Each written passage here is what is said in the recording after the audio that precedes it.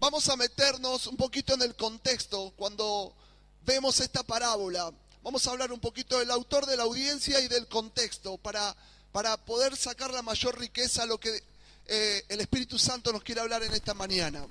Cuando hablamos del autor, es el único autor que nos da esta preciosa perla del cielo, la parábola del hijo pródigo, Lucas.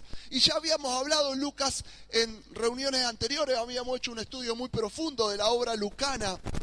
Lucas es un griego que abraza la fe cristiana a través de la vida del apóstol Pablo, o creemos que lo hace a través de él porque es su fiel compañero, es médico.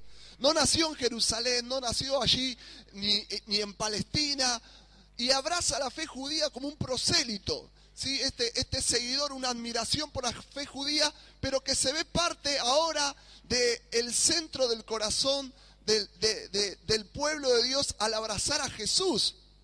Y es Lucas quien nos da el relato del hijo pródigo, de muchos aquellos que vendrán, ¿sí?, nuevamente después de haber perdido todo y se abrazarán nuevamente al amor del Padre. Tal vez Lucas se ve como un hijo pródigo y es el autor de esta hermosa perla. Lucas, recordemos que más o menos está escrito década del 80, el pastor nació en la década del 80, ¿sí? En el año 80 del primer siglo de la era cristiana, ¿sí? Ya pasó la destrucción del templo de Jerusalén. Por lo menos todos los teólogos concuerdan que Lucas es uno de los libros,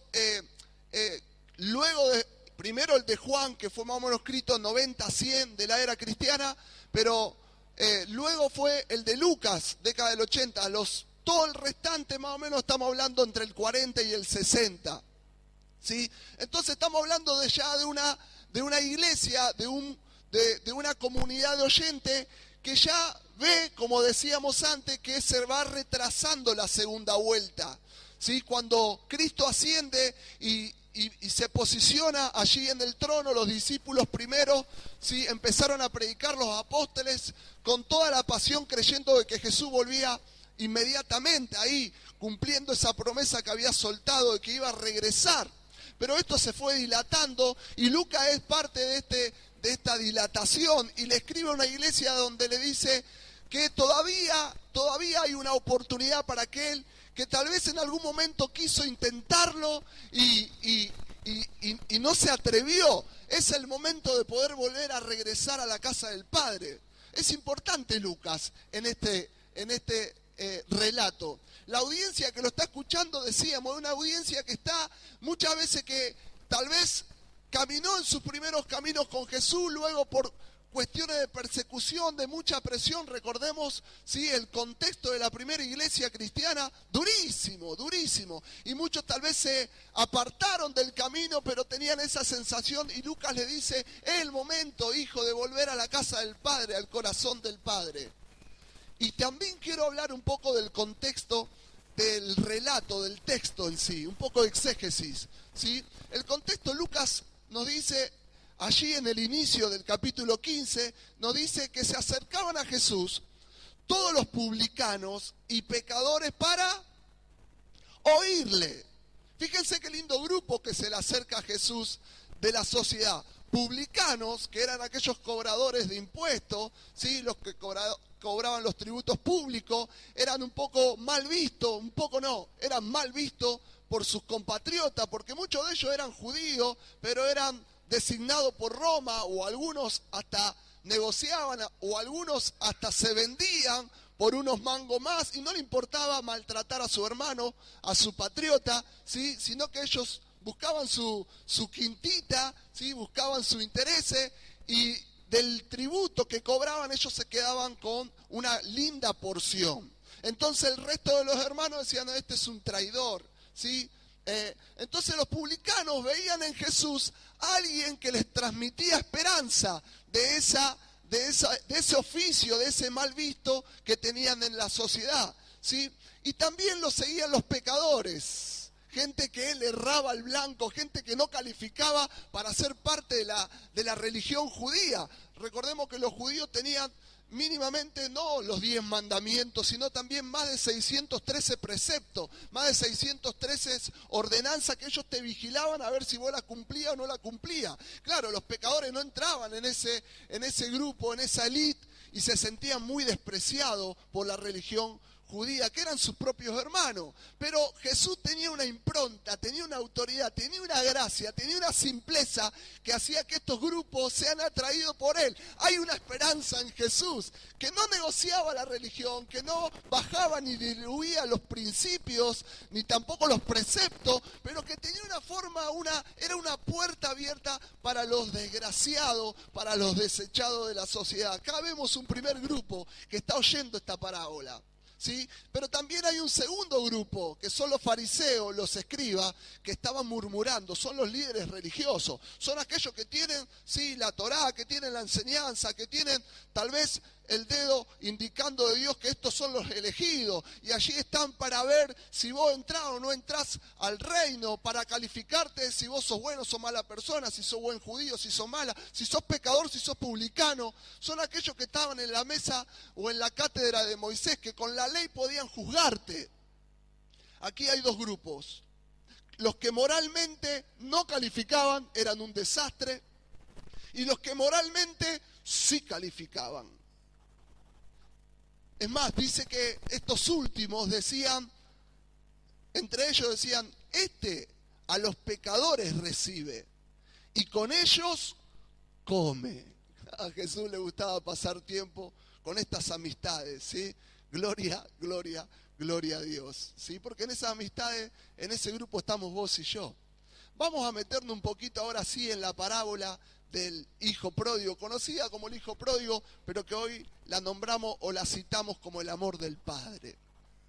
Dice la parábola, Lucas 15, del 11 al 12, dice, también dijo, un hombre tenía 2 hijos, y el menor de ellos dijo al padre, Padre, dame la parte de los bienes que me corresponde.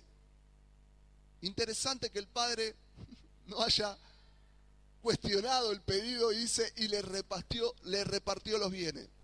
Cuando hablamos de parábola, Jesús utiliza este método didáctico para poder enseñar de una situación cotidiana que sucede, un principio, una realidad, ¿sí? Una verdad espiritual, algo que está sucediendo en el cielo o lo que en el corazón del Padre sucede. Es interesante cómo Jesús habla por parábola, ¿sí? Y nos habla de este hombre, este papá. Miren cómo Jesús presenta en la parábola al Padre, que va a ser nuestro Padre Celestial, porque la parábola es una comparación del cielo y de nuestra realidad. Y lo presenta a este hombre, ¿sí? A este terrateniente, a este hombre que tiene riquezas, como un padre.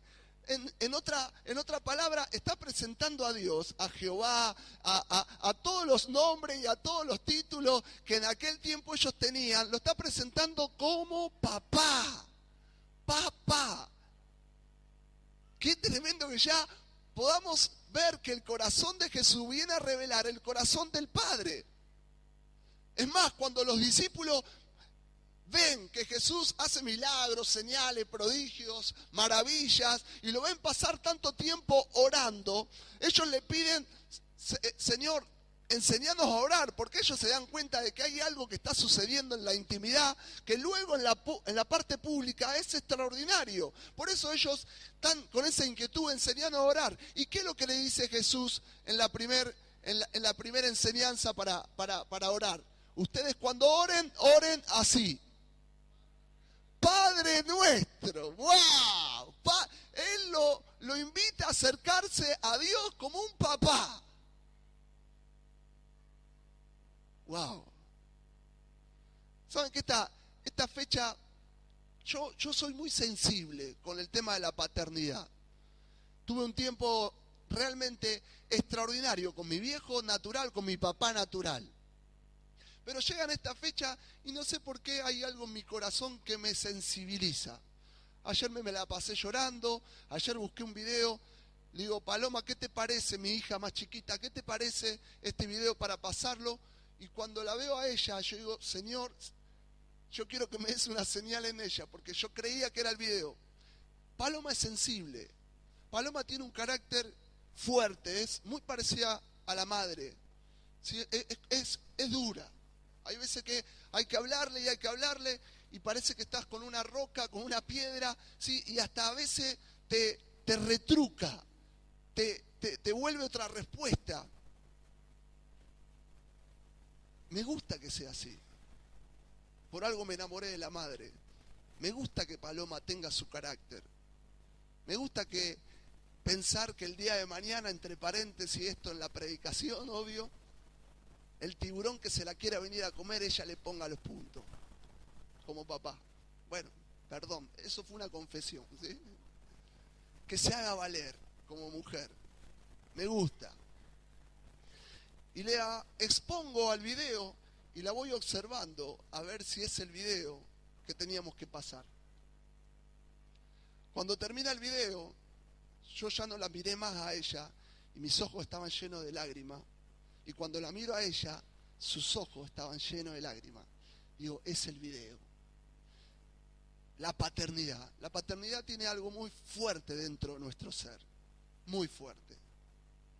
Cuando hablamos del padre, y sé que tal vez tu contexto fue horrible con tu papá, pero acá Jesús nos está presentando al Padre Celestial, al corazón del Padre. Y acá hay un hijo que se le revela al Padre, que no quiere saber nada, y que le pide sus bienes, la herencia. Es el hijo menor, le va a tocar menos, porque hay un hijo mayor en la historia. Y el hijo mayor, por ser primogénito, le corresponde la doble porción. Es decir, el hijo menor se va a llevar 1/3 de toda la riqueza, de todo lo que el padre tiene como patrimonio. Y el padre nos muestra en esta parábola que no le discute al hijo, sino que le respeta la decisión. Haz lo que quiera. ¡Wow! A veces con la pastora, como padres espirituales, vemos ciertas personas que van a tomar decisiones y no se lo confesamos ni le adelantamos que ya sabemos la decisión que van a tomar. Y les respetamos y les amamos hasta que la tomen. Muchas de esas decisiones son dejar la casa. Y uno lo tiene que aprender a mirarlo y a abrazarlo con amor hasta ese último momento en que se van. Y siempre con la esperanza de que volverán. Y aquí está este Padre que respeta y nos muestra en el Padre Celestial que es un soberano que respeta la ley del libre albedrío. Respeta tu decisión de seguirlo o no. Y ahí hay 1/3 de todo lo que él acumuló para su hijo y se lo entrega.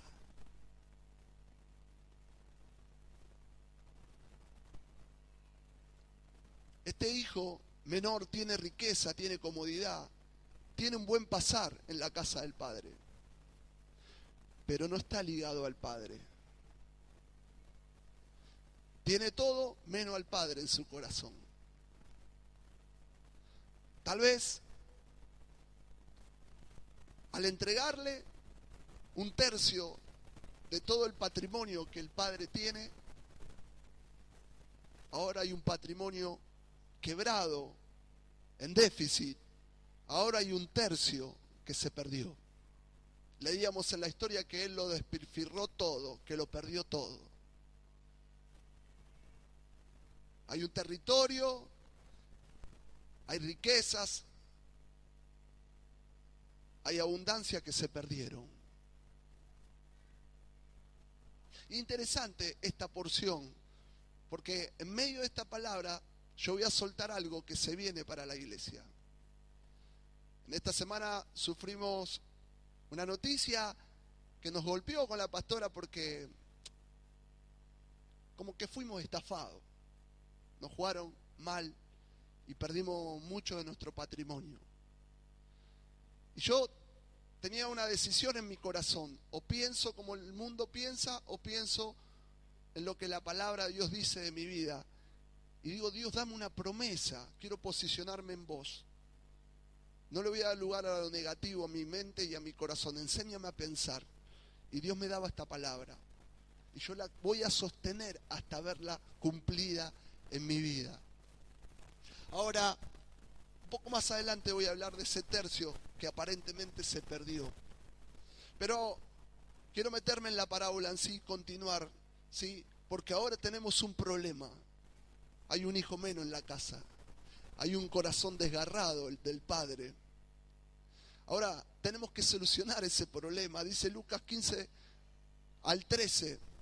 Lucas capítulo 15, versículo 13 en adelante. No muchos días después, juntándolo todo, el hijo menor se fue lejos a una provincia apartada.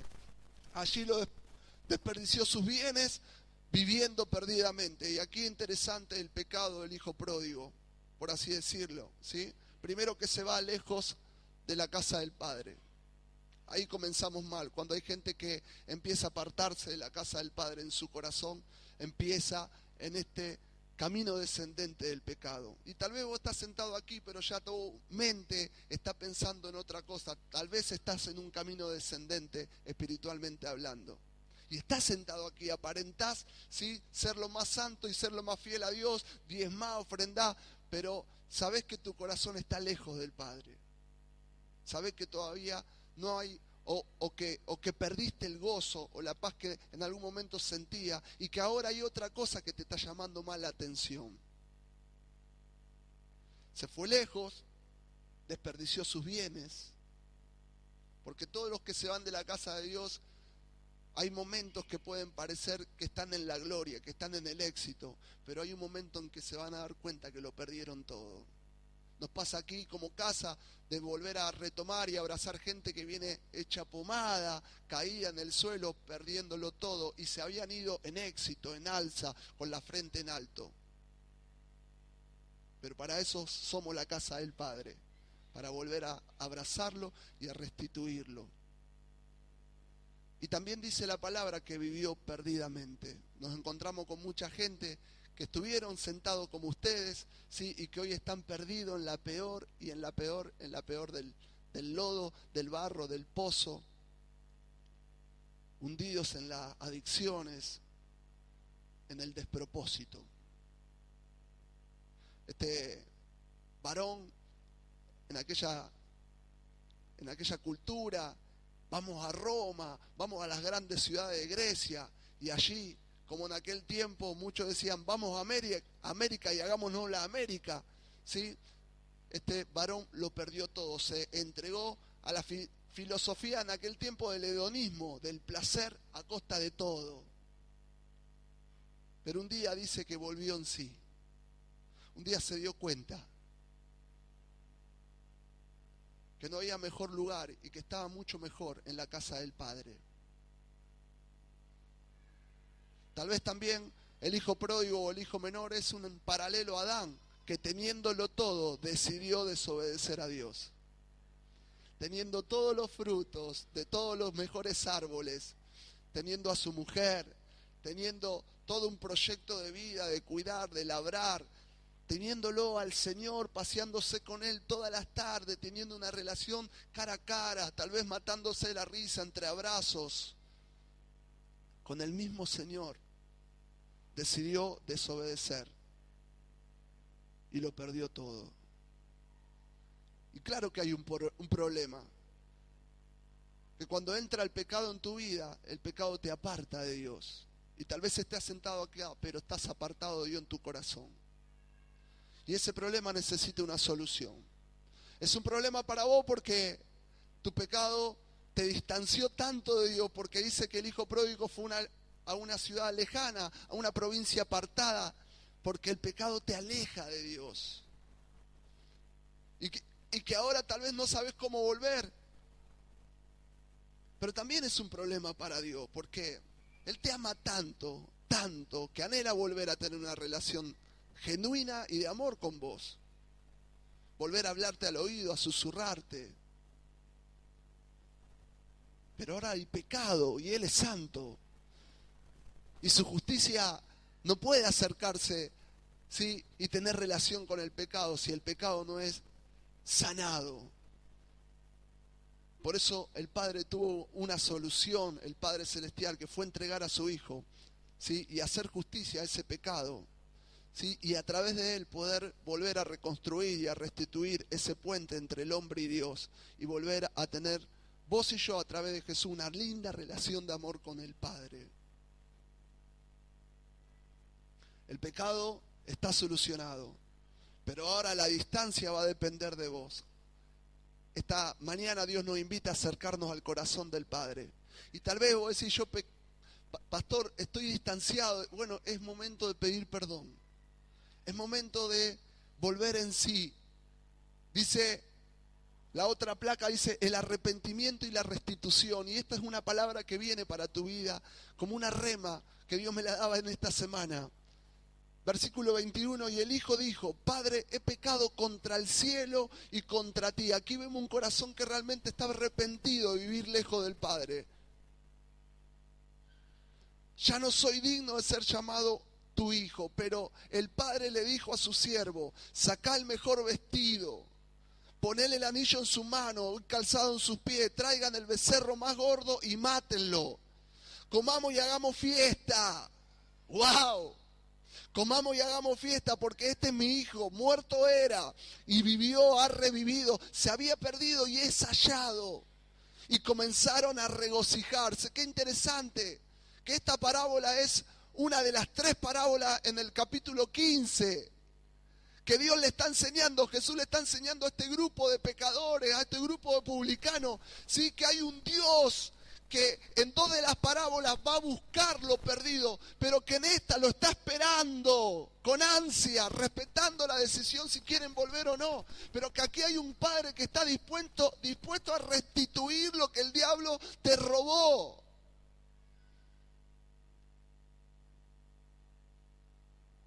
Quiero soltar una palabra, porque aquí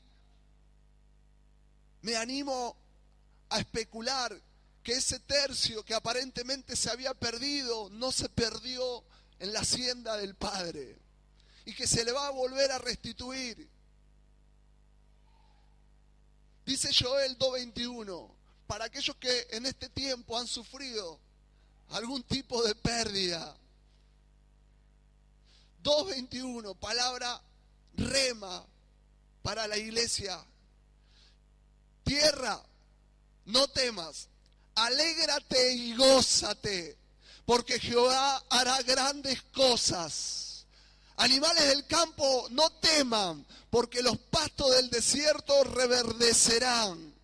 Porque los árboles llevarán su fruto, la higuera y la vid darán sus frutos. Vosotros también, hijos de Sión, alegraos y gozaos en Jehová vuestro Dios, porque os ha dado la primera lluvia a su tiempo, y hará descender sobre vosotros la lluvia temprana y tardía como el principio.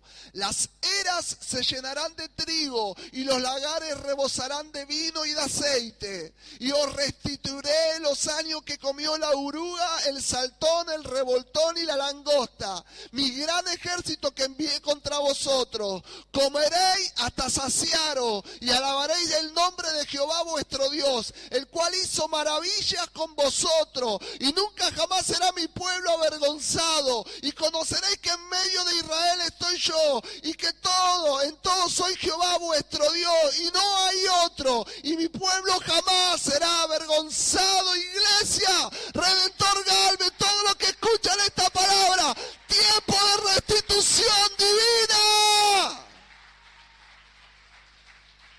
Yo lo creo, iglesia.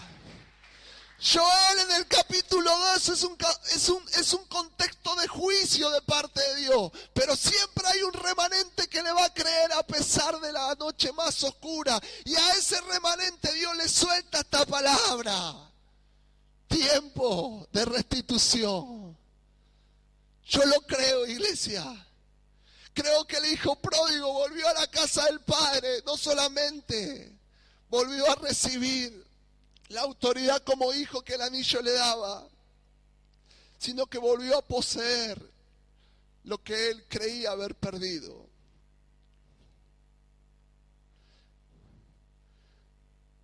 En la historia hay un hermano mayor que lamentablemente no está tan contento con lo que está sucediendo. Pablo nos dice, alegraos con los que se alegran, gozaos con los que se gozan, pero también lloren con los que lloran. Juntate con gente que se alegra cuando te va bien. Ojo con aquellos cuando le contás una bendición y te miran y vos podés discernir que no le cayó tan bien. Si no, pregúntenle a José con sus hermanos cuando le contó el sueño de grandeza. Vemos a un hermano que no está tan contento de lo que está ocurriendo. Lucas 15, del 24 al 32 dice, y su hijo mayor estaba en el campo, no estaba en la casa del padre.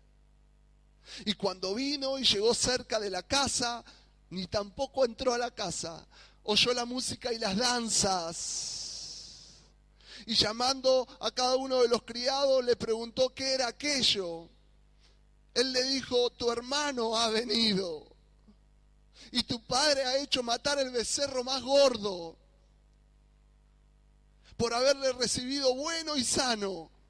Entonces se enojó y no quería entrar.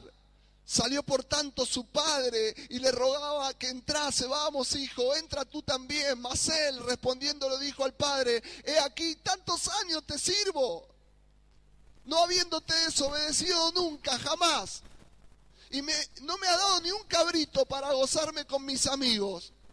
Pero cuando vino tu hijo, no mi hermano, que ha consumido tus bienes con rameras, has hecho matar para él el becerro más gordo.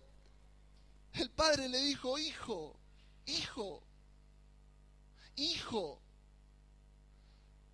tú siempre estás conmigo, tú siempre estarás conmigo. Miren lo que el padre, tú estás pegado a mí y todas mis cosas son tuyas. Mas era necesario hacer fiesta y regocijarnos, porque este es tu hermano querido, muerto estaba y ha revivido y ahora es hallado.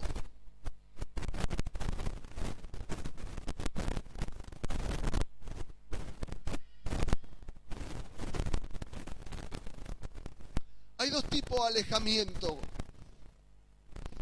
Lo decíamos, uno, producto de que tu corazón está haciendo cualquiera.